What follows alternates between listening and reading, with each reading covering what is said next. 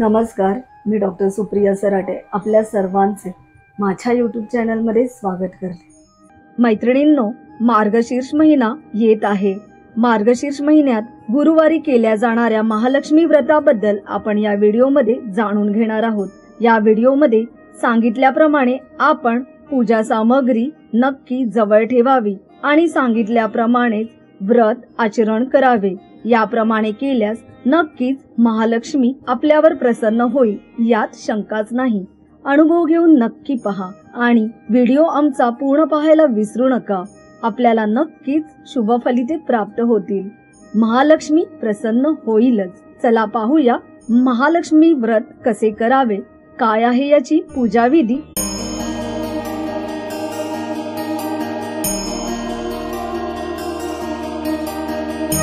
मैत्रिणींनो, महालक्ष्मी व्रताच्या पूजेसाठी जी सामग्री लागणार आहे ती आपण पूजेच्या आधी नक्की पडताळून पाहावी, जेणेकरून ऐनवेळी आपली धावपळ होणार नाही, कोणतेही साहित्य सामग्री विसरणार नाही। यासाठी मी आपल्याला सामग्रीची यादी देत आहे, तेव्हा नक्की ही यादी तपासून पहा आणि नंतरच पूजेला सुरुवात करा। सामग्री: चौरंग किंवा पाट, गणेश मूर्ती किंवा फोटो प्रतिमा, महालक्ष्मी फोटो किंवा मूर्ती, एक तामण, पंचपळी, आचमनासाठी वाटी, पेला, तुपाचा दिवा, 5 प्रकारच्या पानांची डहाळी किंवा 5 प्रकारच्या झाडांची पाने, 5 प्रकारची फळे, 1 शेंडी असलेला नारळ, 10 विड्यांची पाने, 2 सुपारी आणि रांगोळी, 2 1 रुपयाचे नाणे, घंटी, तेलवातीची समई, 1 तांब्या किंवा कलश, रासेसाठी तांदूळ किंवा गहू, हळदी कुंकू, खोबरे, गुळाचा खडा, देवीचे शृंगार करण्यासाठी अलंकार साहित्य जसे मंगळसूत्र, वज्रटीक, हार, नथ वगैरे, देवीचे ओटी साहित्य जसे हळकुंड, सुपारी, खारीक, अक्रोड, बदाम, वस्त्र हे सगळे एकत्रितही येते। देवीला वेणी, देवीचा मुखवटा, देवीसाठी लाल वस्त्र किंवा चुनरी, कापसाचे वस्त्र, झेंडू फुले, कमळ, दुर्वा, तुलसी पत्र, कापूर, अगरबत्ती, धूप, केळीचे पान गाईला नैवेद्य दाखवण्यासाठी, 1 वाटी किंवा ग्लास, पाणी, दूध आणि पंचामृत।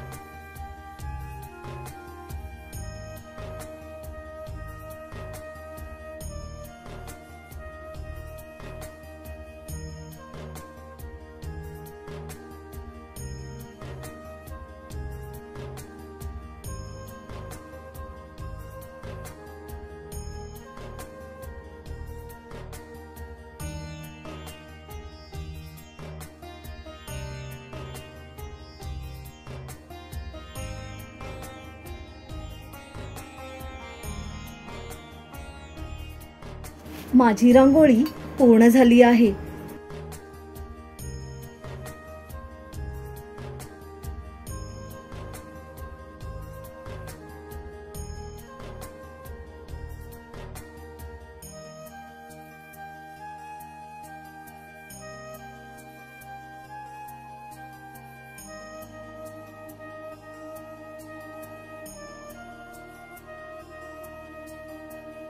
आता अशा प्रकारे मी चौरंग बाजूला काढून ठेवला आहे.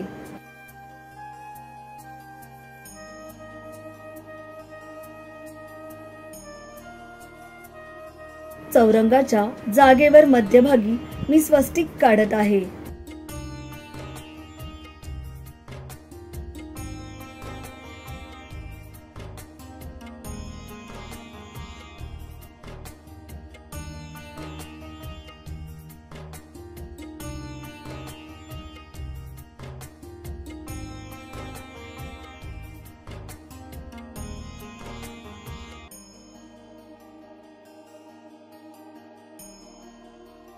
चौरंगाभोवतालची आणि मध्यभागी रांगोळी काढून झाली आहे आणि अशा प्रकारे मी स्वस्तिकही काढले आहे. आता आपण रांगोळीच्या मध्यभागी चौरंग ठेवला आहे. चौरंगावर मी लाल वस्त्र ठेवले आहे आणि या लाल वस्त्रावर थोड्या अक्षता घेऊन त्यावर मी अष्टलक्ष्मी महालक्ष्मीचा फोटो ठेवला आहे. या महालक्ष्मी अष्टलक्ष्मीच्या फोटो पुढे मी तांदळाची रास करून घेतली आहे. मैत्रिणींनो, इथे तांदळाची किंवा गव्हाची रास चालते, आपण काहीही घेऊ शकता. आणि या रासेवर मी हळदी कुंकू वाहिले आहे. आता देवीच्या फोटोलाही मी हळदी कुंकू लावून घेतले आहे. मैत्रिणींनो, इथे मी तांब्या घेतला आहे. या तांब्यामध्ये मी पाणी घेतले आहे आणि या तांब्याला 8 उभ्या रेषा काढल्या आहेत, ज्या हळदी कुंकवाच्या आहेत.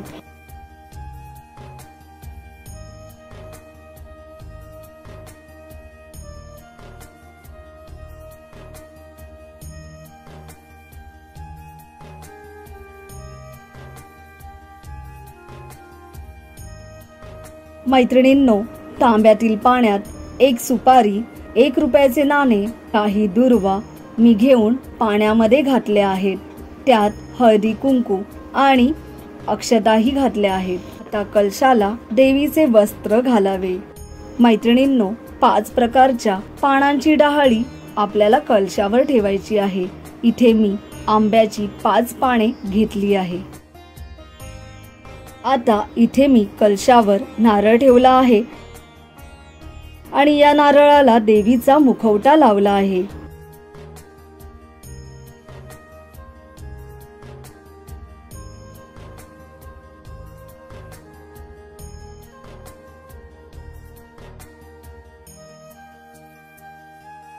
देवीला सर्व दागिने घालून सजवल्यानंतर मी इथे वेणी घालत आहे.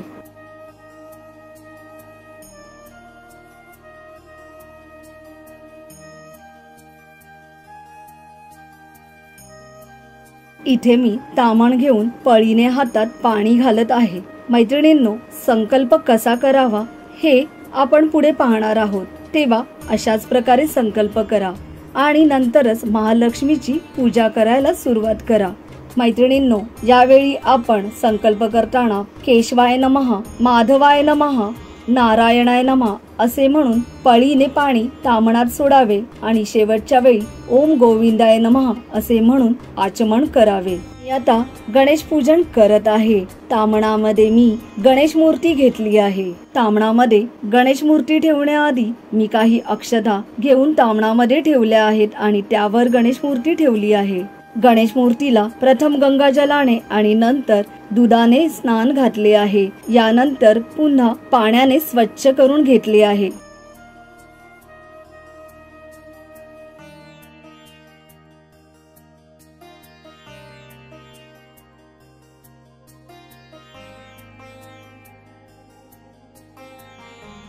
आता मी महालक्ष्मीच्या उजव्या बाजूला गणेश मूर्तीची स्थापना करत आहे. तिथे थोड्या अक्षता ठेवून त्यावर मी गणेश मूर्तीची स्थापना करत आहे. श्री गणेशाला केसरी तिलक लावले आहे आणि दुर्वा वाहिल्या आहेत.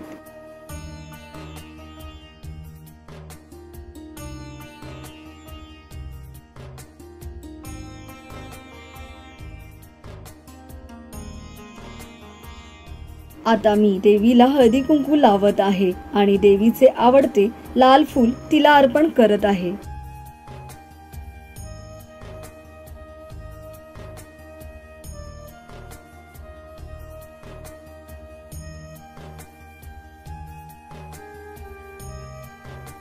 आता मी देवी पुढे 5 विड्याची पाने ठेवली आहेत आणि या प्रत्येक विड्याच्या पानावर एक हळकुंड, एक अक्रोड, एक खारीक, एक बदाम आणि सुपारी ठेवली आहे. देवीला ओटीचे साहित्य ठेवले आहे आणि प्रत्येक विड्याच्या पानावर 5 प्रकारची फळे ठेवली आहेत.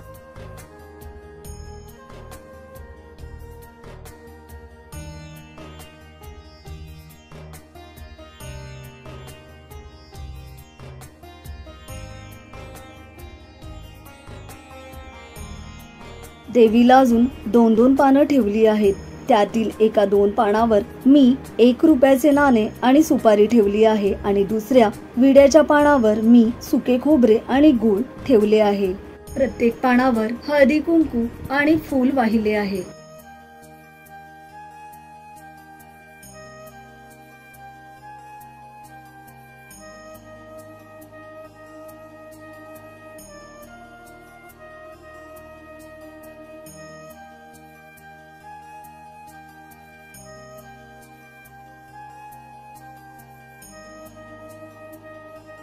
आता मी देवीला दूध, साखर आणि पाणी ठेवले आहे आणि त्यात तुळशी पत्र घातले आहे. आता मी तुपाचा दिवा लावला आहे आणि अगरबत्ती दाखवत आहे.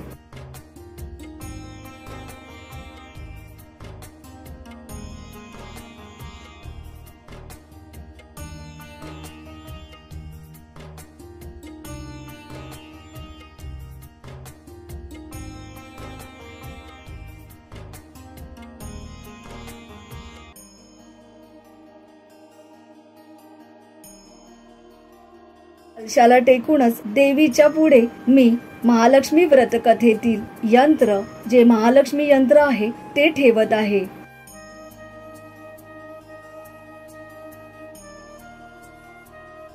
माझ्याकडील मेरुपृष्ठ श्रीयंत्रही मी इथे ठेवत आहे. इथे मी तेलाची समई लावली आहे. यानंतर पूजेची मांडणी झाल्यावर आपण महालक्ष्मी व्रतकथा पुस्तकातील कथा देवी समोर वाचावी. यानंतर धूप आरती करावी, महालक्ष्मी अष्टकम वाचावे. अशा प्रकारे महालक्ष्मी व्रतकथा पूजन करावे. महालक्ष्मी व्रताची पूजा संपन्न झाली आहे. मैत्रिणींनो, संध्याकाळी केळीच्या पानावर गायीसाठी गोड पदार्थांचा नैवेद्य काढून ठेवावा आणि उपवास सोडण्याच्या आधी तो तिला नेऊन चारावा. मैत्रिणींनो, घरातील अर्थात देवाऱ्यातील देवांना नैवेद्य दाखवावा आणि घरातील मंडळींसोबत उपवास सोडावा. मैत्रिणींनो, महालक्ष्मीचे हे व्रत ऐश्वर्य, सुख, समृद्धी देणारे आहे. मैत्रिणींनो, आपण ही पूजा मी दाखवल्याप्रमाणे नक्की करा आणि ही पूजा मनोभावे श्रद्धेने कराल तर महालक्ष्मी नक्कीच आपल्यावर प्रसन्न होईल, यात शंकाच नाही. मैत्रिणींनो, महालक्ष्मीचे हे व्रत करताना आपण महालक्ष्मीचे सतत स्मरण करत राहा. यामुळे महालक्ष्मीचे अस्तित्व आपल्याला भासवेल, यात शंकाच नाही आणि यामुळे महालक्ष्मी आपल्यावर प्रसन्न होईल, ज्यामुळे सुख, समृद्धी, ऐश्वर्य आपल्याकडे येईलच. मित्रांनो, आपल्याला आमचा व्हिडिओ आवडला असेल तर नक्की लाईक करा, शेअर करा आणि चॅनलला नवीन असाल तर सबस्क्राईब करायला विसरू नका. धन्यवाद.